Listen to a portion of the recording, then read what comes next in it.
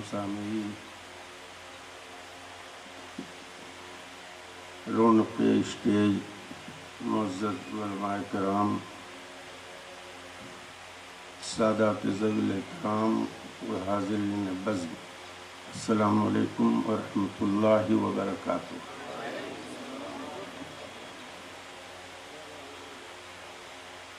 نحمدہ ونصلی علی رسولہ الکریم۔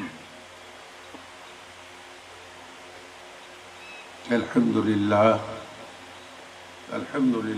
نحمدہ ونستعینہ ونستغفرہ ونؤمن بہ ونتوکل علیہ ونعوذ باللہ من شرور انفسنا ومن سیئات اعمالنا، من يهده الله فلا مضل له ومن يضلله فلا هادي له، ونشهد أن لا إله إلا الله وحده لا شريك له، ونشهد أن سيدنا نبينا حبيبنا مولانا محمدا عبده ورسوله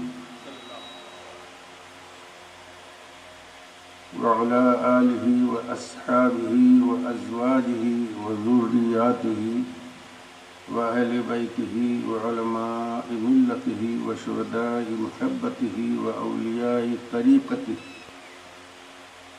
وابنه الغوث الأعظم الجيلاني البغدادي وعلى معين الملة والدين سيدنا الشيخ معين الدين سنجري ثم الأجميري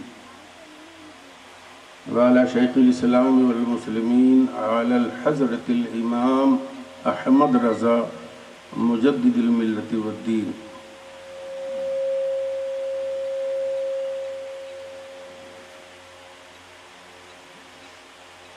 أما بعد، فأعوذ بالله من الشيطان الرجيم، بسم الله الرحمن الرحيم۔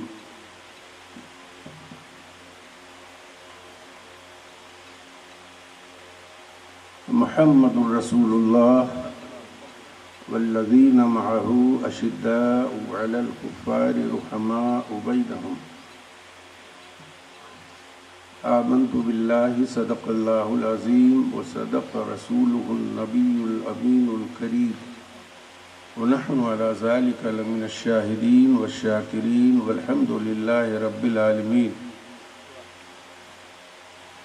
آئیے ہم اور آپ سب سے پہلے نہایت ہی عقیدت و محبت کے ساتھ بارگاہ رسالت میں حدیث درود پیش کریں اور پڑھیں۔ اللہم صلی علی سیدنا نبینا حبیبنا مولانا محمد معدن الجود والکرم منبع العلم والحلم والحکم وآلہ واصحابہ وبارک وسلم، صلاۃ وسلاما علیک یا رسول اللہ صلی اللہ تعالی علیہ وآلہ وسلم۔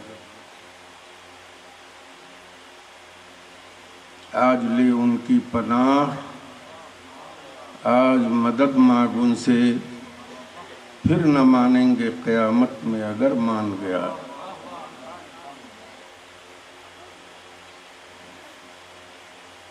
حضرات،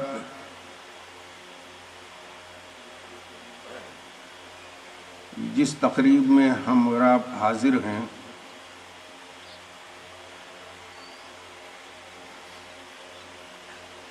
یہ دور حدیث کے طلباء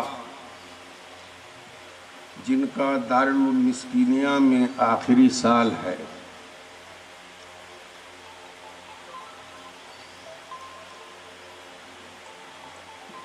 اسی موقع پر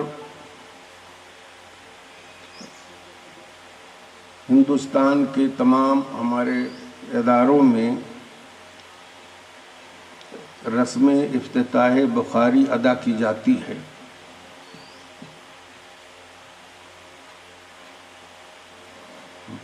اور ہم سے پہلے کیا ہوا تو مجھے نہیں معلوم، لیکن جب سے میں آیا ہوں یہاں یہ برابر یہ محفل منعقد کرتا رہا۔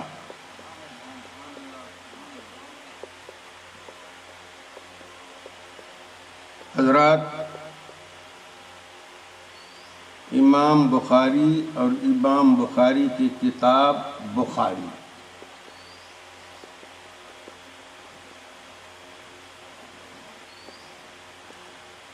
امام بخاری محدثین میں اپنے زمانے میں جیسے ممتاز تھے، ایسے ہی ان کی کتاب بخاری بھی تمام محدثین کے کتابوں میں ممتاز کتاب ہے۔ اسی لیے علماء کی زبان پر یہ جاری ہے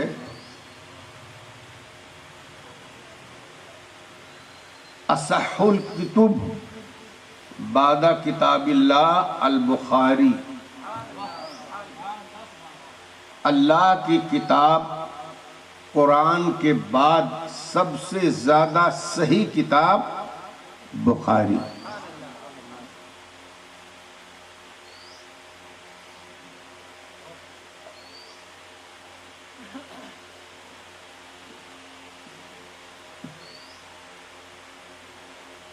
بخاری حدیث کی کتاب ہے،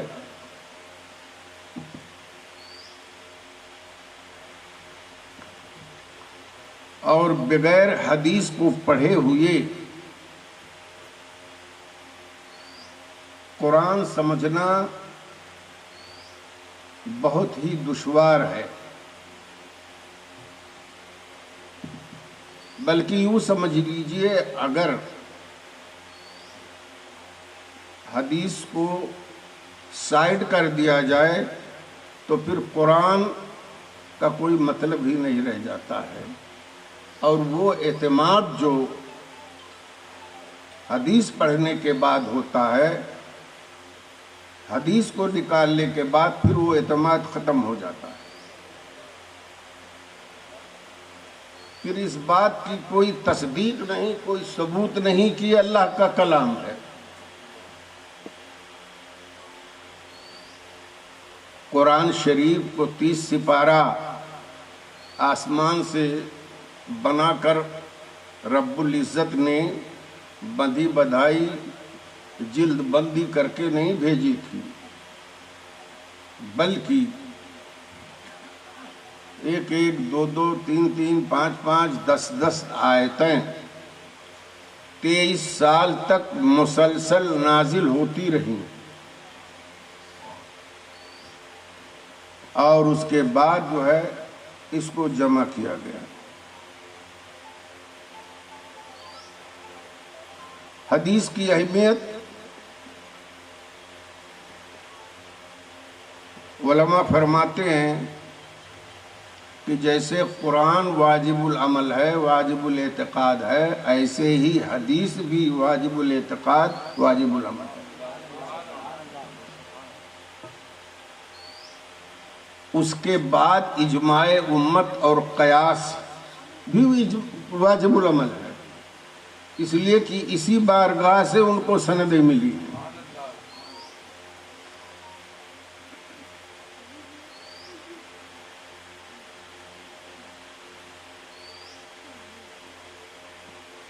حضرات کچھ مثالیں دوں آپ کو کہ حدیث کی اہمیت کیا ہے۔ ہم اور آپ شاید یہ اپنی طبیعت کا تقاضا ہے جو میں بول رہا ہوں، شاید اس کو آپ کہیں نہ پاؤ۔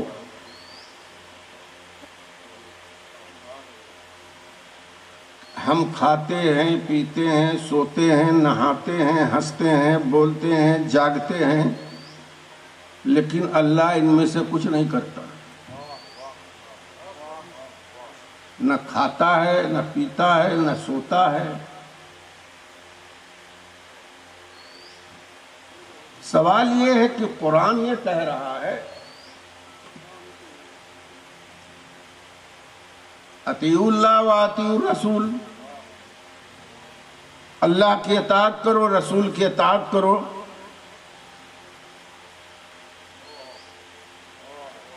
یا اللہ میں تیری اطاعت کیسے کر سکتا ہوں؟ ہم کھانا چاہتے ہیں، کیسے کھائیں؟ تو تو کھاتا ہی نہیں ہے تو کیسے اتباع ہو؟ اور اس کے ساتھ دوسری چیزیں بھی، اسے پینا، کھانا، سونا، جاگنا۔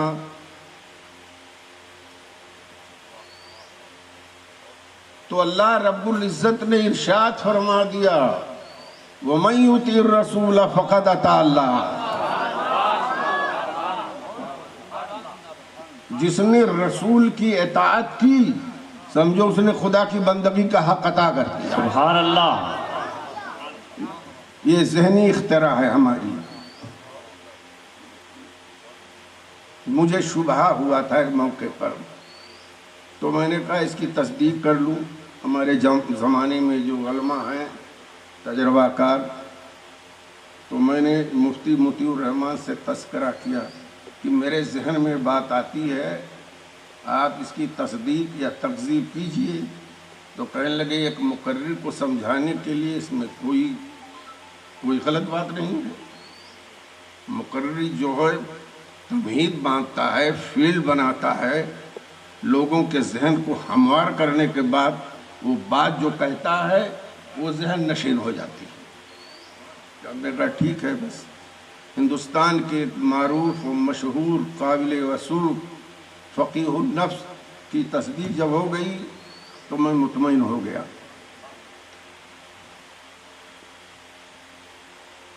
تو حدیث سے ہم اس اعتماد پہ پہنچے جو ابھی میں نے ذکر کیا۔ رسول اللہ صلی اللہ تعالی علیہ وسلم کی اتباع فرما برداری حقیقتاً خدا کی بندگی ہے۔ اور علماء نے فرمایا ہے کہ جیسے قرآن واجب الاعتقاد اور واجب العمل ہے، ایسے ہی حدیث ہے۔ اس کی مثال یہ دی ہے شرح بخاری میں کہ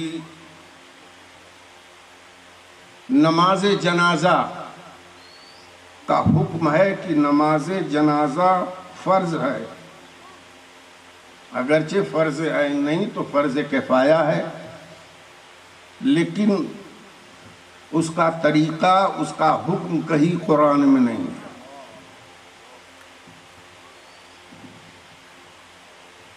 اب اس فرضیت کے بارے میں جو آپ کتاب اٹھائیں گے تو آپ کو ہر حال میں کہنا پڑے گا کہ اس کا حکم جو ہے ارشاد رسول ہی پر مبنی ہے۔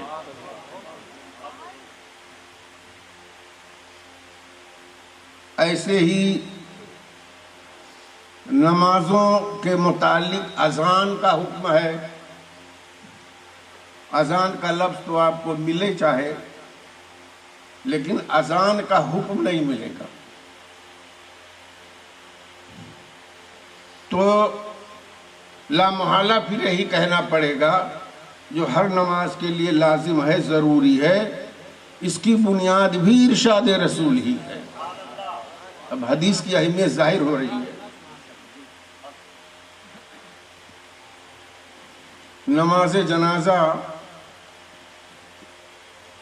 اور یہ اذان،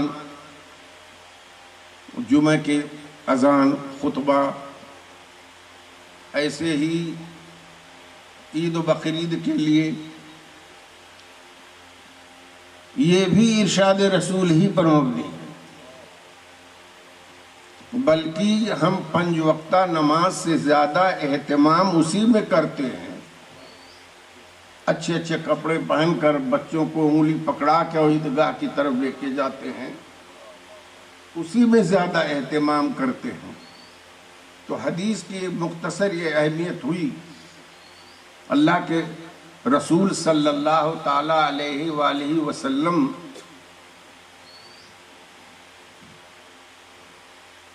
کو اللہ کا حکم ہوا اور حجۃ الوداع کے موقع پر رسول اللہ صلی اللہ علیہ وسلم نے خطبہ دیا، المسلم اخو المسلم۔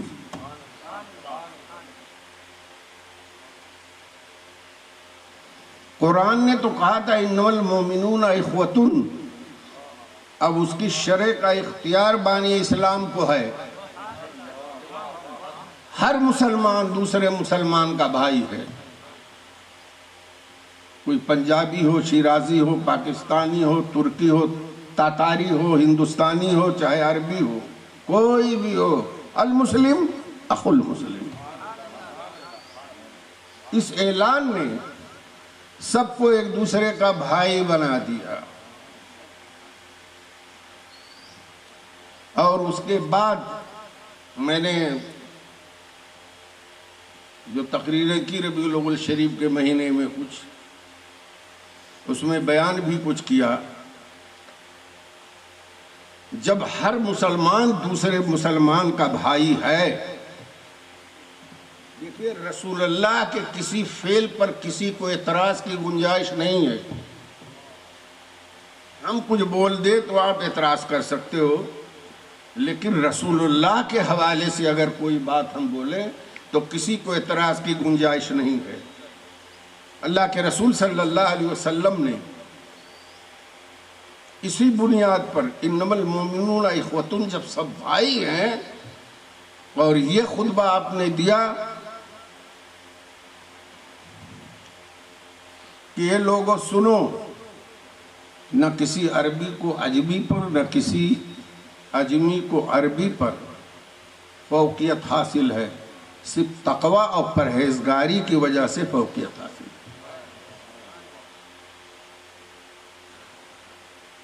اعلان تو کر دیا،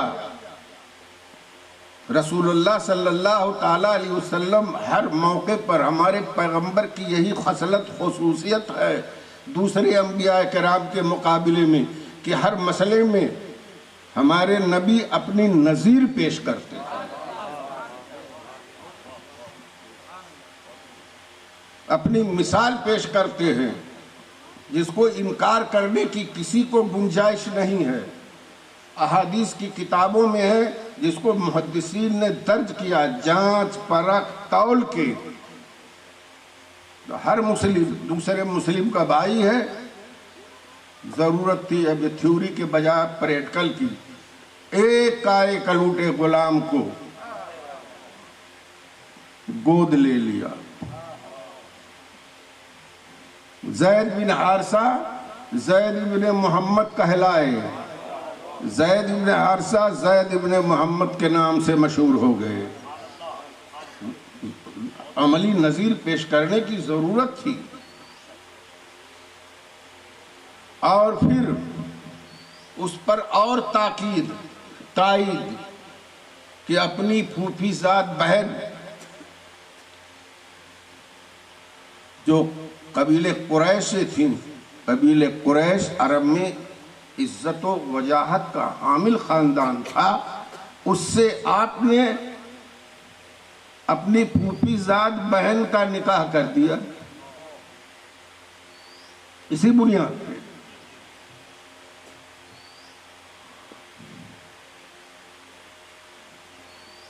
تہلکہ تو مچا،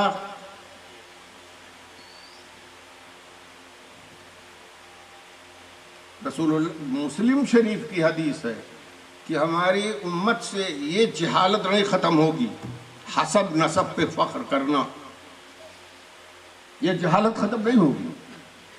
مسلم کی حدیث ہے جس کے بارے میں علماء نے فرمایا اصح الکتب بعد کتاب اللہ، اور مغاربہ نے کہا البخاری والمسلم، ایضاً صرف بخاری نہیں، مسلم بھی اسی میں ہے۔ اس آسمان کے نیچے زمین کے اوپر اس سے بہتر صحیح کوئی کتاب نہیں۔ تہلکہ مچا، لیکن کہتے ہیں جب کسی چیز کی شہرت دینی ہو تو یہی طریقہ ہے، ہلا گلا بول کے سب خاموش ہو گئے۔ یہ بات تو مشہور ہو گئی نا کہ المسلم اخو المسلم، تو المسلم اخو المسلم کی کوئی مثال تو چاہیے کہ کہہ دینے سے تمام مسلمان بھائی ہیں، تمام مسلمان بھائی، تمام مسلمان بھائی۔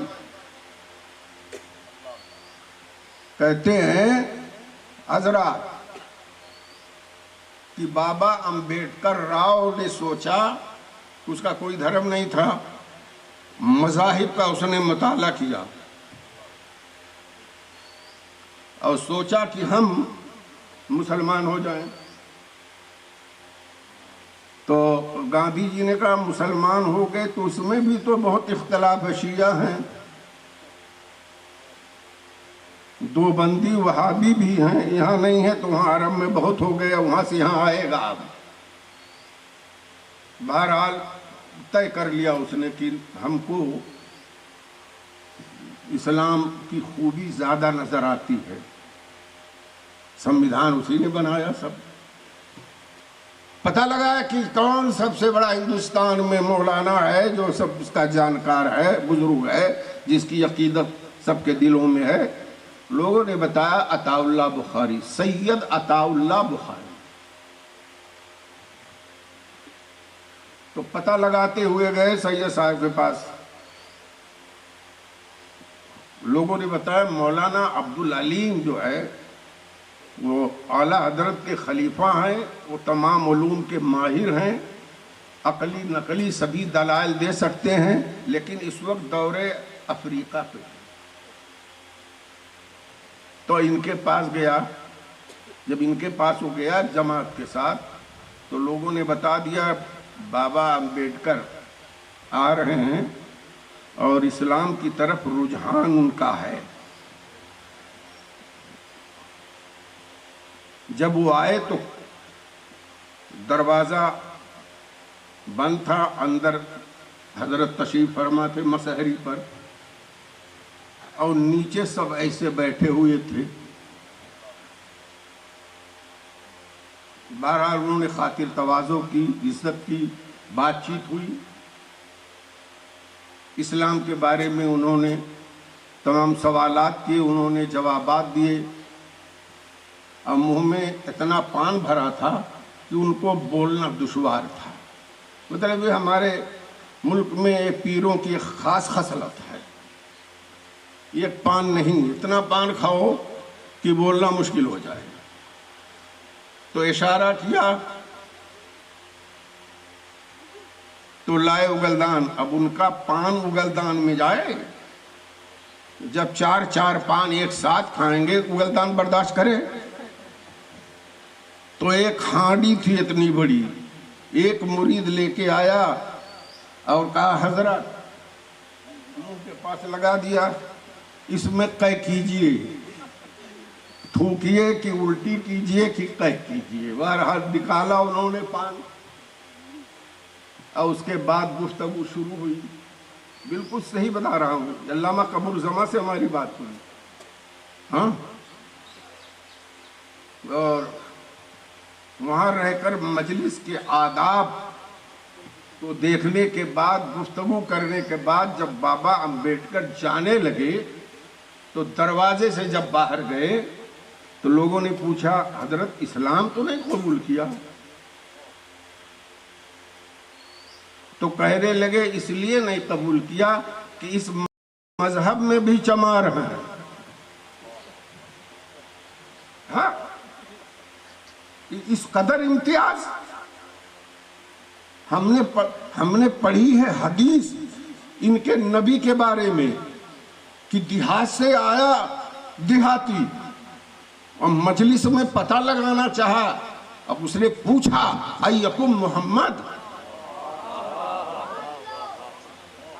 کہ تم میں سے محمد کون ہے؟ اس طرح کندھے میں کندھا ملا کر، اس طرح محبت کے ساتھ ہاتھ پہ ہاتھ رکھ کر، یہ رسول اللہ کی سیرت میں بھی بتایا ہے۔ امام غزالی نے لکھا رسول اللہ راستہ چلتے تھے تو ہاتھ میں ہاتھ دے کر صحابی کے پکڑ کے چلتے تھے جیسے دوست۔ تو دیکھا کہ اس طرح بیٹھے ہوئے ہیں، اوپر وہ بیٹھے ہوئے ہیں اور نیچے اس طرح بیٹھے ہوئے ہیں، وہاں کے آداب اور اہتمام احترام گفتگو، کہا کہ اس لیے مسلمان نہیں ہوا۔ میرے دل نے کہا کہ اس سماج میں چمار ہیں، کیوں اتنا امتیاز ہے؟ جب قرآن نے کہہ دیا انما المؤمنون اخوۃ، ان کے رسول نے حجۃ الوداع کے موقع پر اعلان کر دیا المسلم اخو المسلم، پھر اتنا امتیاز کیوں ہے؟ کیوں نہیں مساوات ہے؟ تو تھیوری ہی تھیوری رہی، پریکٹیکل کب ہوگا؟ رسول اللہ صلی اللہ علیہ وسلم نے اس قانون پہ عمل کروایا، اپنے غلام کے نکاح میں اپنی پھوپھی زاد بہن کو دے دیا۔ غرور کو توڑنے کے لیے، بس مساوات قائم کرنے کے لیے۔ قانون پہ عمل کب ہوگا؟ عمل کیا جائے گا تب عمل ہوگا، بنانے سے نہیں عمل ہوتا ہے۔ ہلہ گلہ ہوا جیسا میں نے عرض کیا، سب خاموش ہو گئے، اور اس کے بعد اور آپ تعجب کرو گے، جب کوئی کسی کو بیٹا بنا لیتا ہے تو ایفیڈیوٹ کراتا ہے کہ ہماری جائیداد کا مالک ہوگا۔ تو رسول اللہ صلی اللہ تعالیٰ علیہ وسلم نے حضرت زید کو جب اپنا بیٹا بنایا، گود لیا، لے پالک۔ آج جب کوئی کسی کو گود لیتا ہے تو لوگ اس کو حقیقی بیٹے کے مثل سمجھتے ہیں کہ نہیں؟ کیا سماج میں کوئی ایسی مثال آپ نے دیکھی کہ گود میں کسی بچے کو لے لو یا کسی لڑکی کو گود میں لے لو اور پھر اس سے نکاح کرو، سماج برداشت کرے گا؟ رسول اللہ نے کر کے دکھایا۔ ہمارے علماء بیٹھے ہوئے ہیں اور آپ کو اختیار ہے پورا کہ ٹوک دینا ہم کو، حدیث کے خلاف اگر بول رہا ہوں تو۔ حضرت زینب کے ساتھ حضرت زید کی شادی کر دی، لیکن عورتوں کی ناک بڑی اونچی ہوتی ہے، خصوصاً جب اونچے قبیلے سے ہو۔ اسی لیے امام اعظم نے کفو کا مسئلہ اس پر زور دیا تاکہ نباہ ہو سکے، ورنہ نباہ ہی نہیں ہوگا۔ نتیجہ یہی یہاں بھی ہوا، ان کو غلام ہی سمجھتی رہی ہے۔ حضور نے فرمایا تھا کہ یہ جہالت ہماری امت سے نہیں جائے گی، تو وہ بھی غلام ہی سمجھتی رہی، شوہر و غلام۔ سوچئے تو نباہ نہیں ہوا، کیسے نباہ ہو؟ شوہر کی عزت کرنی چاہیے نا، تو طلاق دے دیا۔ رسول اللہ نے سمجھایا، اس کے باوجود طلاق دے دیا۔ پھر حضرت زینب کی دلجوئی کے لیے حضرت زینب سے رسول اللہ نے نکاح کر لیا، یہ دوسرا تعلقہ ہوا۔ محمد نے اپنی بہو سے نکاح کر لیا۔ اس خرافات کو، اس برے رسم کو توڑنا کسی مولوی مولانا اور پیر کی ہمت نہیں ہے۔ قوم ان کو اڑا دے گی، اسے ہی توڑ دے گی پاپڑ کی طرح۔ یہ نبی کا کام ہے، اور توڑنا اس لیے ضروری تھا کہ بہت برائیاں اس کے اندر پیدا ہو گئی تھی، اور اس وقت بھی یہ برائی ہے۔ میں آپ کو بتاؤں، اگر آپ صاحب اولاد نہیں ہیں تو میاں بیوی نے سوچا کسی کو گود میں لے لو، تو عورت چاہے گی ہمارے خاندان سے آئے اور مرد چاہے گا ہمارے خاندان سے آئے۔ کامیابی عورت کو ملتی ہے نا؟ عورت اپنے خاندان سے لاتی ہے، جیسے ہمارے ایک شاگرد نے کیا ہے مولانا نواز کے گھر میں۔ تو اب کیا ایفیڈیوٹ کرا لیتے ہیں کہ میرا بچہ ہے اور ہماری جائیداد کا وارث ہے۔ اب سنیے حدیث کے کتنا خلاف ہے۔ آپ صاحب اولاد نہیں ہو تو آپ کی جائیداد کا وارث وہ ہوگا؟ قطعاً نہیں ہے۔ میں فن وراثت پڑھاتا ہوں اور جانتا ہوں، قطعاً وارث نہیں ہے۔ ہاں یہ کر سکتے ہو، اپنی زندگی میں مرنے سے پہلے آپ اس کو کچھ دے سکتے ہو۔ کیوں وارث نہیں؟ اس لیے کہ یہ دیکھا جائے گا آپ صاحب اولاد نہیں ہو تو آپ کے والد ہیں کہ نہیں؟ اگر ہیں تو ان کا حصہ ہے، نہیں ہے تو ان کی دوسری اولاد ہے تو ان کا حصہ ہے، جو آپ کے چچا کہلائے۔ اگر وہ نہیں ہے تو اور اوپر جائیے دادا کے پاس. کیا رسول اللہ صلی اللہ علیہ وسلم سے ایک عورت نے نہیں مسئلہ پوچھا؟ مسلم شریف میں ہے، مسلم شریف، مسلم اصح الکتب. یا رسول اللہ میرے پوتے کا انتقال ہو گیا، اس میں میرا حصہ ہے کہ نہیں؟ کہا حصہ ہے. حضرت ابو بکر صدیق کے زمانے میں بھی یہی مسئلہ پیش ہوا. ایک عورت آئی، ایک دادی آئی، اور یہ بھی سوال ہے ایک نانی آئی، ہمارے نواسے کا یا ہمارے پوتے کا انتقال ہو گیا، اس میں ہمارا حصہ ہو دیجئے. حضرت ابو بکر صدیق کو نہیں معلوم تھا، یہ حدیث نہیں سنی تھی. آپ نے صحابہ کو جمع کیا، کہا بھائی پوتے یا نواسے کا کوئی حصہ ہے؟ کسی نے رسول اللہ کی زبان سے سنا ہے؟ کئی آدمی کھڑے ہو گئے انصار کے، ہاں ہمارے زمانے میں فیصلہ ہوا، رسول اللہ نے پوتے کا حصہ دادی کو دلایا، نواسے کا حصہ نانی کو دلایا. تو اب اس میں برائی کیا پیدا ہوئی ہے بتا رہا ہوں. جس کو گود میں لیا ہے جائیداد اس کے پاس جائے گی، اور جو صحیح حقدار قرآن حدیث سے وہ محروم ہوئے نا. اللہ کے رسول فرماتے ہیں بہت شخص تا عمر عبادت الہی میں، اطاعت الہی میں مشغول رہتے ہیں، اور مرتے مرتے کسی وارث کو وراثت سے محروم کر کے جہنم کے مستحق ہو جاتے ہیں. تو جہنم کے مستحق ہو کر جا رہا ہے. اور ایک دوسری حدیث میں ہے جو کسی اپنے وارث کو محروم کرے گا میں اس کو اپنی جنت سے محروم کر دوں گا. تو یہ بیماری ہے سماج میں کہ نہیں ہے کہ گود لینے کے بعد اسی کو دے دیں گے، اور جس کا حصہ مقرر ہے قرآن حدیث سے، اجماع امت سے، وہ محروم. تو گویا کہ مرتے مرتے قبر کو اندھیرا کر کے ہم خود ہی جا رہے ہیں. درود پاک پڑھیں اللہم صلی علی سیدنا نبینا حبیبنا مولانا محمد وآلہ وآصحابہ صلاۃ وسلام علیک یا رسول اللہ صلی اللہ تعالی علیہ وآلہ وسلم. حضرات، بغیر حدیث کے قرآن کی تشریح نہیں ہو سکتی ہے. ایک حیثیت سے حدیث ہی شرع ہے. قرآن میں نماز پڑھو، کیسے پڑھو؟ قرآن خاموش. قرآن میں روزہ رکھو، کیسے رکھو؟ خاموش. قرآن میں ہے کہ زکوٰۃ ادا کرو، تفصیل خاموش. کس کو کتنا؟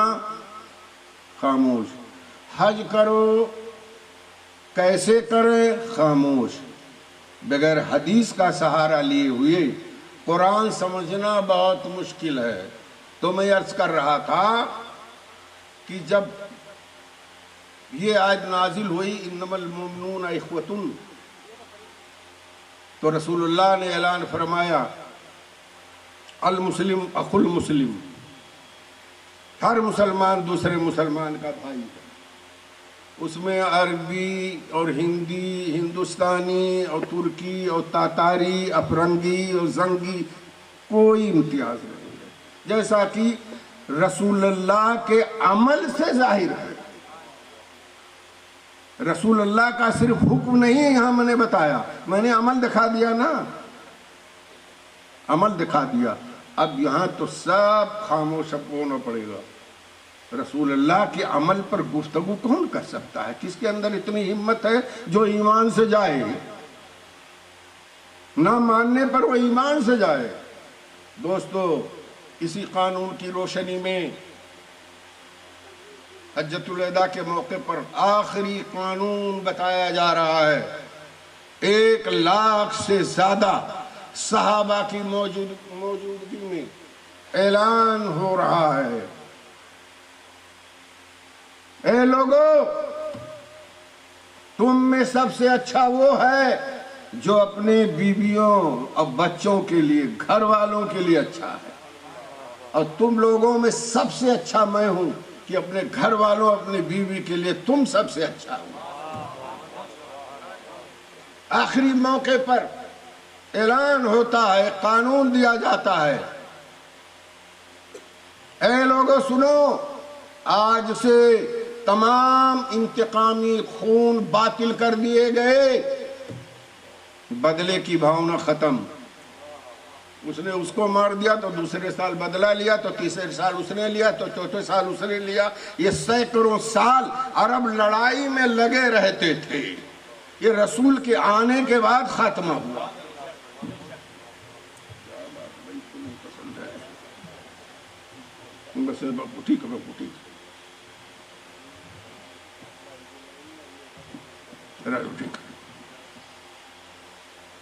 حضرات، تو رسول اللہ صلی اللہ تعالی علیہ وسلم نے اعلان کیا، انتقامی خون آج سے باطل کر دیے گئے، کوئی کسی سے اب بدلہ نہیں لے سکتا، اور سب سے پہلے اپنے خاندان، اپنے بیٹے ربیعہ ابن حارث کے بیٹے کا خون میں معاف کرتا ہوں۔ اپنی نظیر، اپنی مثال رسول اللہ نے پیش کی۔ یہی تو خوبی ہے، رسول اللہ نے جو بھی قانون دیا عمل کر کے دکھایا، کہ کسی کو شک شبہ کی گنجائش نہ ہو۔ رسول اللہ صلی اللہ تعالی علیہ وسلم نے پھر اعلان فرمایا، اے لوگو، سودی لین دین، سودی کاروبار آج سے میں باطل کرتا ہوں۔ یہ ہوا اعلان، تھیوری، اور پریکٹیکل میں کیا فرمایا؟ سب سے پہلے میں اپنے چچا عباس کا سودی کاروبار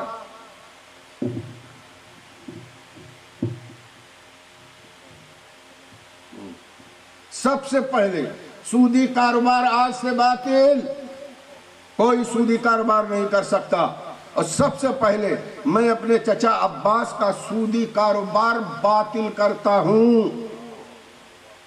اعلان کیا اور پہلے اپنی نظیر اور مثال پیش کی۔ تو حدیث کی تفصیل کے بغیر، میں عرض کر رہا ہوں، حدیث کے تفصیل کے بغیر آپ قرآن کو سمجھنا بہت مشکل ہے، سمجھ ہی نہیں سکتے۔ جیسا کہ ابھی چند مثالیں میں نے دی، نماز، روزہ، حج، زکوٰۃ، یہ تفصیل آپ کو حدیث ہی سے معلوم ہوں گے۔ درود پاک پڑھیں، اللہم صلی علی سیدنا نبینا حبیبنا مولانا محمد وآلہ وصحابہ وبارک وسلم، صلاۃ و سلام علیک یا رسول اللہ صلی اللہ تعالی علیہ وسلم۔ تو حدیث کی تمام کتابوں میں بخاری اور مسلم ایک امتیازی کتاب ہے، ویسے اس کے ساتھ اور بھی محدثین نے جوڑا ہے، ترمذی، ابن ماجہ، ابو داؤد، نسائی، لیکن اہمیت ان دونوں کی سب سے زیادہ ہے۔ کسی سے روایت لینے میں جو ان کے قانون قوانین ہیں بہت سخت ہیں۔ امام بخاری گئے، کسی کے بارے میں پتا چلا کہ یہ حدیث اس کے پاس ہے، تو اونٹ چرا رہے تھے، تو گئے، جب ان کے پاس کہا کہ میں آپ سے آیا ہوں، ایک حدیث سنا ہے آپ کے پاس ہے، تو بیان کر دیجئے۔ تو متن حدیث میں سلسلے سند میں آپ کا نام میں ڈالوں کہ آپ کے توسط سے ہم کو یہ حدیث ملی؟ کہا ٹھیک ہے، میں اونٹ پکڑ لوں۔ تو ایسے کیا اور بولی جیسے ایک کسان بھینس اور بیل اور گائے اور بکری کو بلانے کے لیے بولتا ہے، ایسے ہی آواز نکالی۔ تو اونٹ نے سر اٹھایا، اور چونکہ ایسے کرتا تھا، اس نے سمجھا کچھ ہے کھانے کو، کھانے کے لیے بلا رہا ہے۔ تو آیا اونٹ تو پکڑ لیا، تو کہا کہ کون سی حدیث؟ کہا اب کوئی حدیث نہیں لینی، اس لیے میں نے دیکھا کہ آپ جانور کو دھوکہ دیتے ہو تو ہم کو بھی دے سکتے ہو. اتنی احتیاط کے ساتھ حدیثیں جمع ہوئی ہیں حضرت، اتنی احتیاط کے ساتھ. اور ایک اور بات ہے کہ جو یہ حدیث کا کام کرے اس کو بہت باوقار بھی ہونا چاہیے، نہ کہ کسی دکان پہ بیٹھ کے السلام علیکم وعلیکم السلام، آپ کا کچھ آیا نہیں اس سال.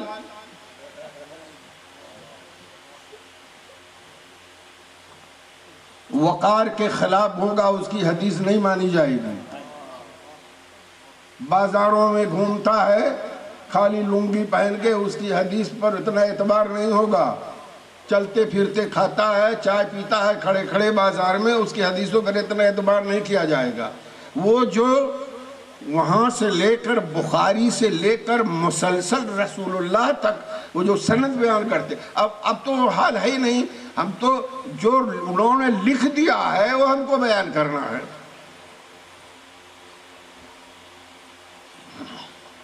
میں منگرول مسلسل 5 سال تک نماز پڑھانے گیا، ہو جاتا تھا، بہت اختلاف تھا، سنا ہوگا.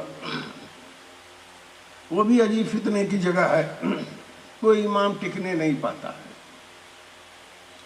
اس لیے جو اپنے گھر میں بیوی کو بھی نہیں سمجھا پاتے، وہ امام پہ آ کے روب ڈالتے. تو مسئلہ پوچھا 2-3 آدمیوں نے، کہنے لگے کہ امام صاحب کی بیوی گھر سے باہر نکلتی ہے پانی لینے کے لیے محلے سے، تو حضرت اس امام کے پیچھے نماز ہوگی کہ نہیں ہوگی؟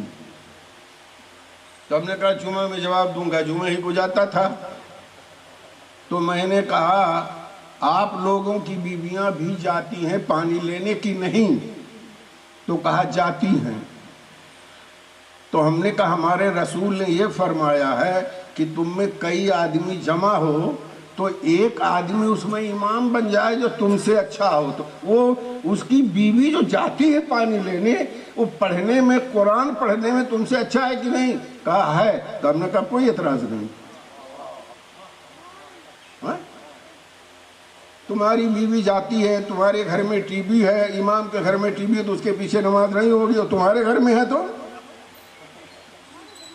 ہمارے مولانا نظام الدین نوری صاحب جو ہے وہاں نماز پڑھانے آتے تھے جمعہ. کہاں؟ جہاں بابو پہلے رہتے تھے، ارے یہیں بغل میں بازار میں.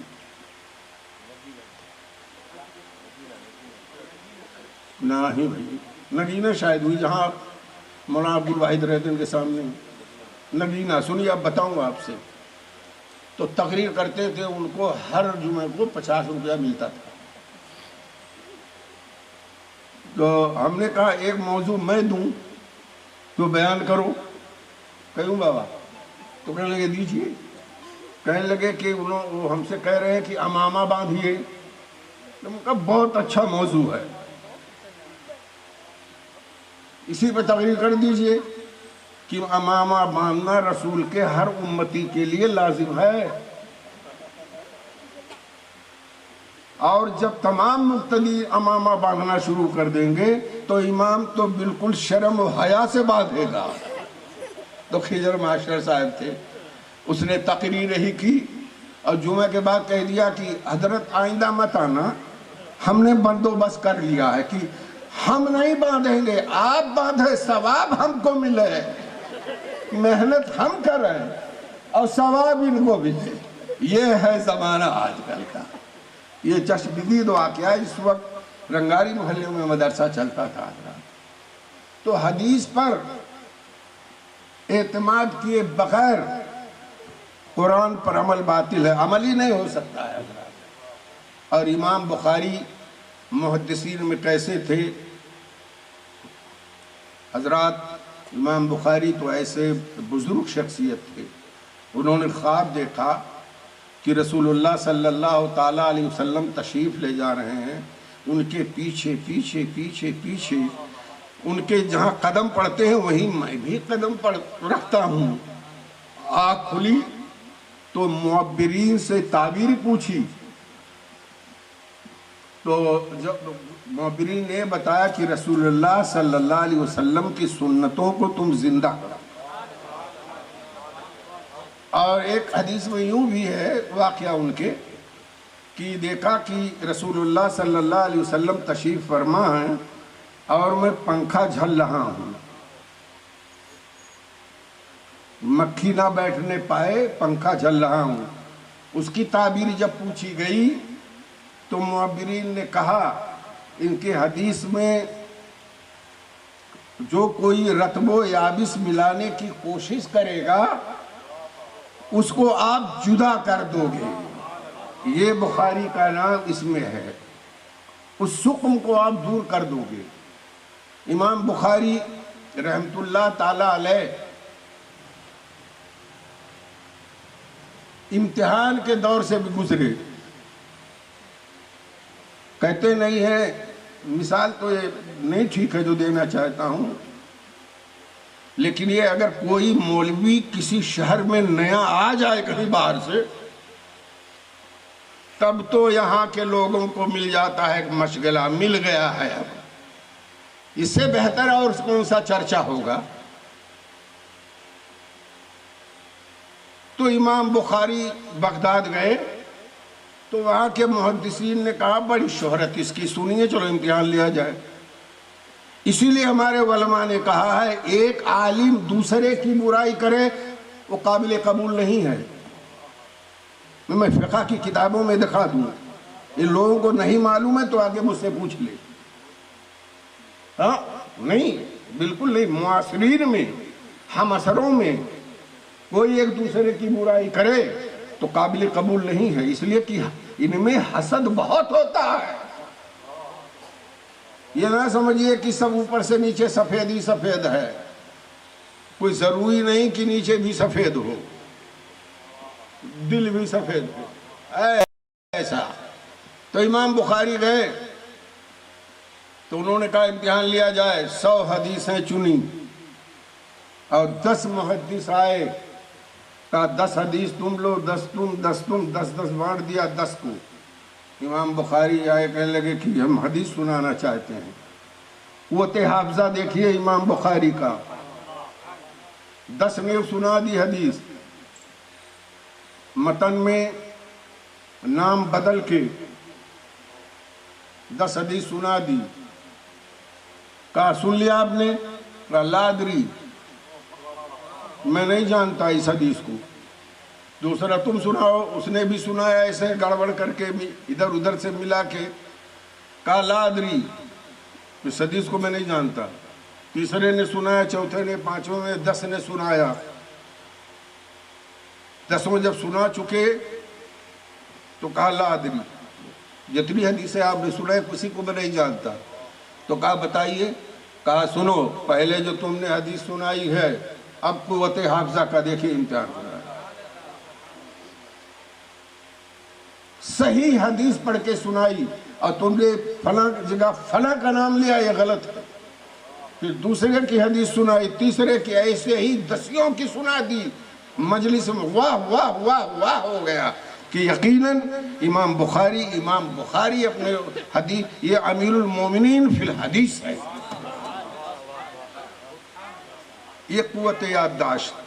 ابھی ہمارے اناؤنسر نے، شاید مولانا نواز نے بیان کیا کہ اطباء سے دکھایا تو پیٹ میں ان کے آنتیں سوکھ گئی تھی. اطباء نے کہا کہ یہ اس راہب کا، یہ پیشاب لے گئے ڈاکٹر کو دکھانے تو ڈاکٹر نے کہا اس راہب کا پیشاب ہے جو کبھی شوربہ یا گوشت کھاتا ہی نہیں. امام بخاری 30 سال تک مسلسل سوکھی روٹی پانی میں بھگو کے کھاتے تھے. ایسا کوئی ہے؟ اگر روٹی تھوڑی سی جلی ہو تو لے کے ہمارے پاس شکایت کے لیے لڑکے آ جاتے، دیکھیے ایسی روٹی بنی ہے نا. تو جیسی نیت ویسی برکت. دال دیکھیے کتنی پتلی کر دی، گوشت میں کتنا پانی ڈال دیا. تو وہ مزاج پڑھانے کا ہی نہیں رہ گیا، مقصد اصلی پڑھنا ہے، اس پہ کوئی شکایت نہیں کرتے کہ اس پہ شکایت کرو میں خوش ہوں کہ علوی صاحب نے آج سبق پڑھایا سمجھ میں نہیں آیا، مجھے نہیں برا لگے گا، تو میں سمجھوں کہ پڑھنا چاہتے ہو، لیکن ایسا نہیں کریں گے۔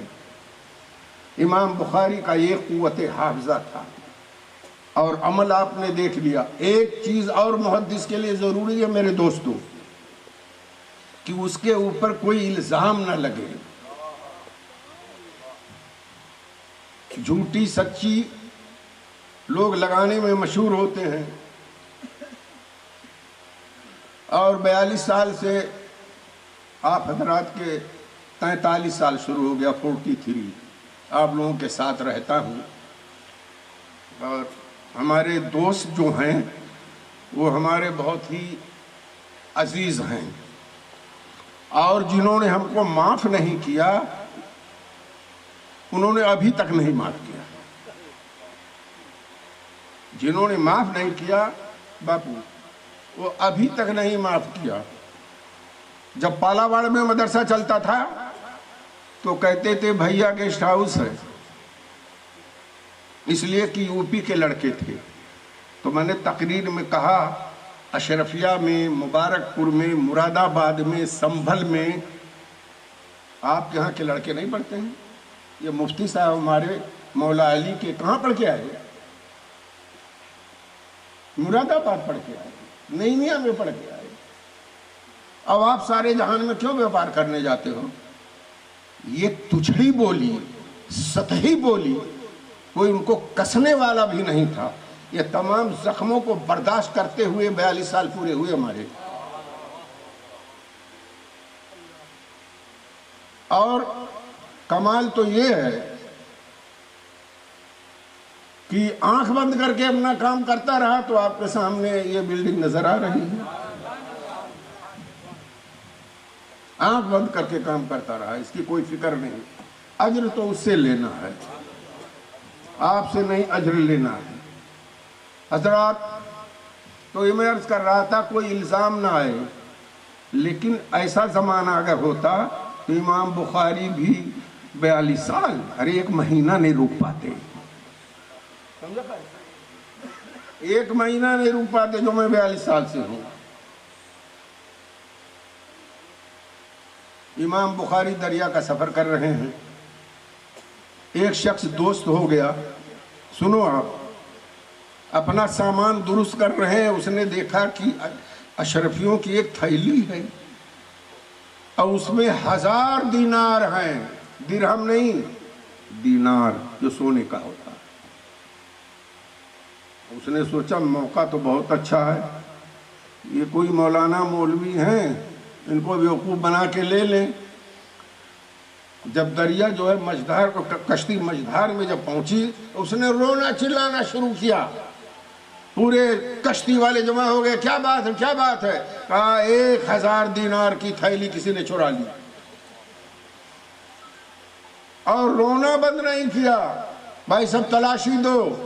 امام بخاری نے سوچا کہ اب تو پکڑے گئے، مال ہمارا ہے، لیکن الزام جو لگ گیا ہے یہ تو ہوگا کہ ایک مرتبہ اس واقعے میں امام بخاری پکڑے گئے، یہ تو ہوگا مشہور، یہ الزام نہ لگے حدیث رسول میں جمع کر رہا ہوں۔ یہ چپکے سے ادھر سب تلاشی لے رہے تھے، تھیلی سے نکالا، اب پوری تھیلی دریا میں ڈال دیا چپکے سے دھیرے سے، اور اس پار جب پہنچے تو پھر کہا حضرت ایک بات بتاؤ، آپ کے پاس تو 1000 دینار تھے، وہ تو میں نے دیکھا نہیں، وہ کہاں چلے گئے؟ کہا وہ دریا کی نظر کر دیا، اس لیے کہ میرے اوپر جو الزام لگ جاتا تو ہماری حدیثوں پر لوگ شبہ کرتے، تو اصح الکتب بعد کتاب اللہ البخاری والمسلم، پھر کوئی نہیں کہتا کہ بخاری میں بھی بہت ضعیف حدیثیں ہیں، یہ نہیں ہونے دیا امام بخاری نے۔ کہا اس 1000 دینار کی کیا اہمیت ہے، دریا میں ڈال دیا۔ یہی وجہ ہے دوستو آج پورے ہندوستان میں اور ہر مکتبہ فکر ہمارے کلمہ پڑھنے والوں میں بخاری شریف کا ختم یہ تریاق سمجھا جاتا ہے، تریاق۔ چاہے جیسا مریض ہو، اچھا نہ ہوتا ہو، اور تمام ہر طرف سے ڈاکٹر جواب دیے ہوں، ختم بخاری کرا دیجئے، اور اس کی زندہ مثالیں موجود ہیں، ادھر ختم بخاری اور ادھر مریض اٹھ کے بیٹھ گیا۔ ہمارے علماء میں رائج ہے، لیکن ایک بات بتاؤں کہ اپنی کمی بھی بتا دوں کہ یہ زیادہ ختم بخاری دیوبندیوں میں ہو رہا ہے۔ ہمارے یہاں تو 10 20 25 50 ورق پڑھایا، 2 جلد ہے، تو پھر ہم کیا کرتے ہیں؟ اعلان کیا ختم بخاری، ارے بھائی پوری جلد تو باقی ہے، کیا ختم بخاری؟ اور کوئی مولانا آ جاتے ہیں اور آخری حدیث پڑھا دیا، آخری حدیث پڑھا دیا اور کہا ختم بخاری۔ اس 75% پہلی جلد اور 100% دوسری جلد باقی ہے، ختم بخاری کیا ہے؟ یہ ہماری جماعت میں ایسے ہی ہو رہا ہے۔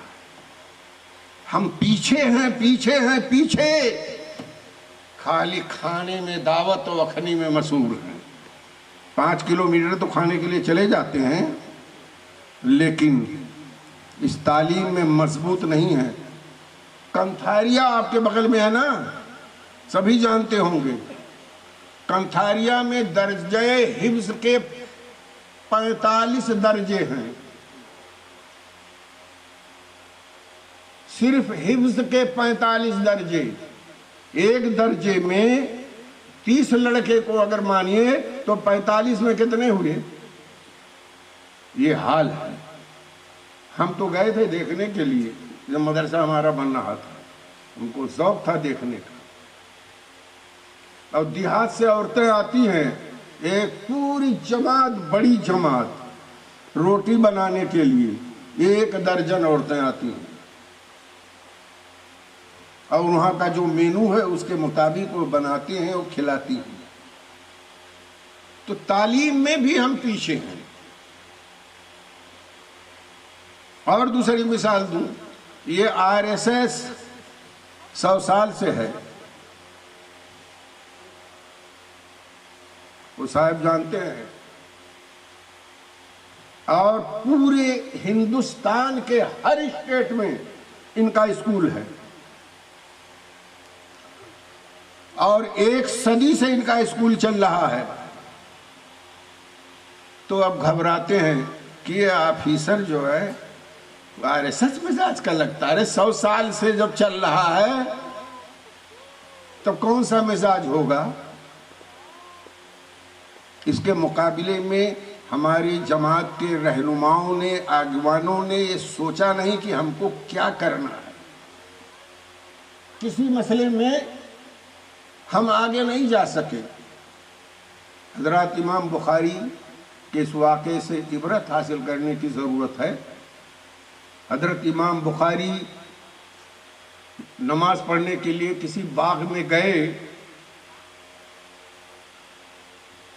اور نماز کی نیت باندھ لی اور سلام پھیرا تو کسی ساتھی سے کہا ذرا دیکھو میرے کرتے میں کوئی کیڑا ہے، تو دیکھا کہ ایک بھیڑ ہے یا بچھو جس نے 14 جگہ ڈنک مارا تھا۔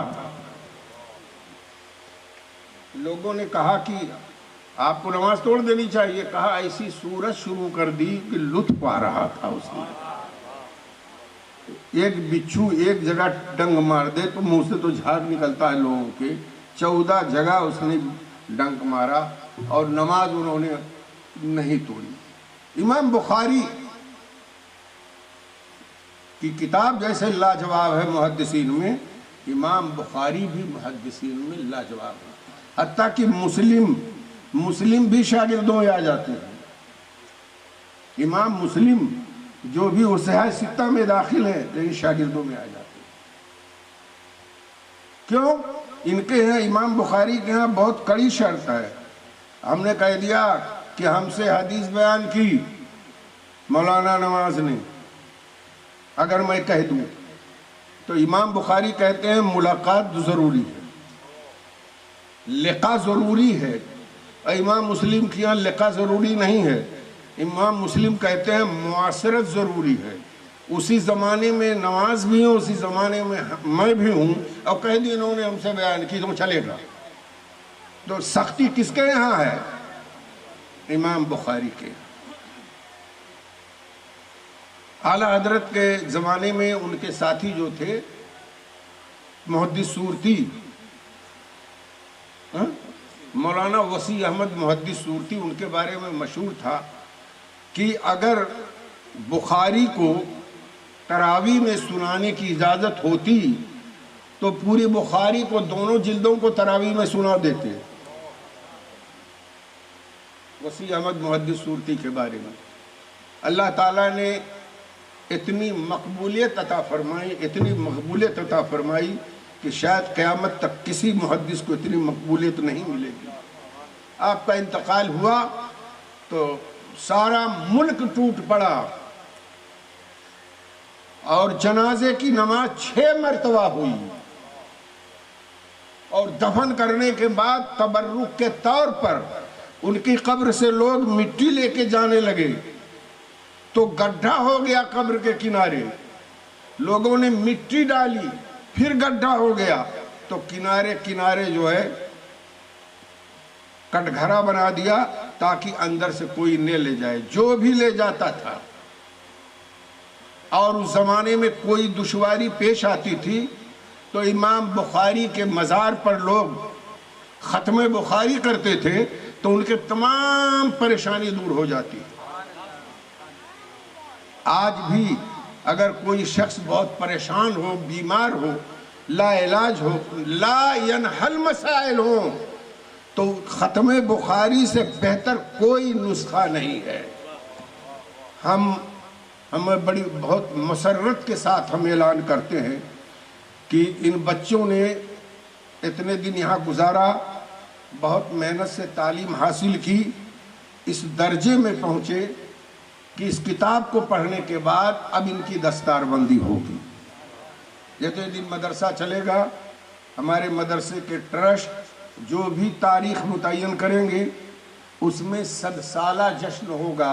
100 سالہ جشن انشاءاللہ 3 دن کا ہوگا، اور اس میں ان کی دستار بندی ہوگی اور یہ رخصت ہو کر کے دین کے کاموں میں مشغول ہو جائیں گے. دوسرے طلبہ آئیں گے، ان کا داخلہ ہوگا. حضرات، تو تعلیم کی طرف توجہ دینے کی ضرورت ہے، بہت ضرورت ہے تعلیم کی طرف. چاروں طرف سے حملہ تعلیم میں ہو رہا ہے. ابھی تک ہمارے یو پی کے مدرسے دارالعلوم ابھی تک نہیں کھلنے کی اجازت ملی، اس لیے کہ ایک کمینہ بیٹھا ہے ہمارا گورکھپور میں، وہ تو کسی صورت سے جو ہے برداشت نہیں کرتا. اب بجلی گر رہی ہے ان کے اوپر رب کی طرف سے. دعا کرو کہ ان کا خاتمہ فرمائے رب اور ہمیں عزت عطا فرمائے. ہم بہرحال ہم ان تمام طلباء کو جو امامہ باندھے ہمارے سامنے بیٹھے ہیں ان سب کو مبارکباد پیش کرتے ہیں، اور ان کے والدین کو اللہ اکبر، بہت خوش نصیب ہیں یہ لوگ. سبحان اللہ، سبحان اللہ. امام محمد نے امام ابو یوسف سے پوچھا انتقال کے بعد اللہ نے آپ کے ساتھ کیا معاملہ کیا؟ تو امام ابو یوسف نے کہا جنت ملی، اور یہ بھی کہا ایسا نہ سمجھو عمل کی وجہ سے نہیں، کہا جس کو میں نے علم دے دیا اس کو جہنم میں نہیں ڈالوں گا. یہ بھی بہت بات ہے. تو یہ بھی بہت بڑی بات ہے کہ صاحب علم جس کے پاس قرآن ہو، جس کے سینے میں حدیثیں ہوں، ان کو وہ اللہ ان کو جہنم میں نہیں ڈالے گا. اب یہ محنت سے پڑھے، آپ لوگ بھی ان کے لیے دعا کریں، ہمارے بقیہ طلبہ کے لیے کہ محنت سے پڑھیں اور کامیابی حاصل کریں۔ مولا تعالیٰ دارالمسکینیہ کو بام عروج تک پہنچائے اور اس کے ارکان، اس کے منتظمین، اس کے مدرسین کو آفات دارین سے بچائے اور اس ادارے کو دن دونی رات چوگنی ترقی عطا فرمائے۔ وما علینا الا البلاغ۔ السلام علیکم۔ انشاءاللہ العزیز ابھی جس منظر کے لیے ہم اور آپ یہاں کافی دیر سے بیٹھے ہیں، افتتاح بخاری حضوری کے ہاتھوں یہ افتتاح بخاری ہوگا۔ میں جو طلبہ ہیں جن کا افتتاح بخاری ہونے جا رہا ہے وہ اسٹیج پر آ جائیں، اور 2 طلبہ آ کر یہ کرسی وغیرہ ہٹا دیں۔ تھوڑی دیر کے لیے یہ جلسہ ہوگا انشاءاللہ، اس کے بعد صلاۃ و سلام، دعا، اور اس کے بعد نیاز شریف۔